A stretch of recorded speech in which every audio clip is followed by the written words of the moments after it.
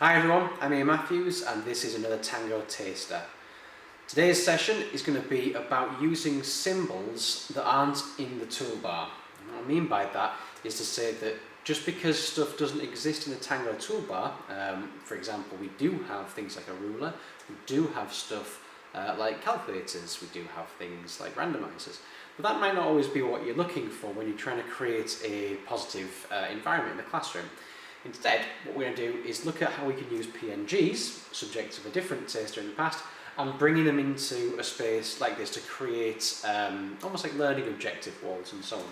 So I'm going to open up a new page, and the way I found what I want for this was primarily to go to content and do an internet search. It's up to you how you do that. You can pre-prepare it by having done your work outside of the classroom, finding the correct sort of PNGs that work, or doing it live from here. If I go to content now, you'll see one of the last things I was searching for. If I go to, for example, listen, if I type in a listen PNG here, it's going to go for different types of icons that can represent what listening is. So bear in mind our internet, we've got some examples of different icons that could suggest that. I've already got some stuff ready though, so instead what I'm going to do is go to desktop, and you can see that I've already pre-prepared some stuff on here. I grab everything in and add to Workspace, just to give it a bit more atmosphere, and press in the background and change to a colour a bit like, let's go for a nice-ish kind of green for this one, okay? So, if I want to use these images, rather than having to say, find all the stuff in tools and everything to find the perfect type, I've just got these PNG images in. I'm going to say, okay, bring a learning objective in, or write a learning objective via the drawing tools or the text, and say, okay, so at this point in the session, we're going to be listening, we've got this on there, followed by potentially talking about it, and then writing about it. If I do that, what I could do is go to shapes and text and grab an arrow. And if I grab an arrow, I can bring something like this in. Again, I can maybe change the colour to represent something so that kids can see it a bit more easily. And then I can place it at the point where I want the kids to be doing a certain thing. So in this case, I want them to be listening, so I set it to this. And as we go through, I'm going to move it down and move it down. It could be done like this. We could make it a bit more jazzy. I could bring in a circle, which is obviously taking the same colour as the previous thing I've used in text. I want again to make it maybe something like this, so it stands out a bit more. And I could place these around, let's say, and then I could treat it a little bit like kind of a clock and move it from place to place.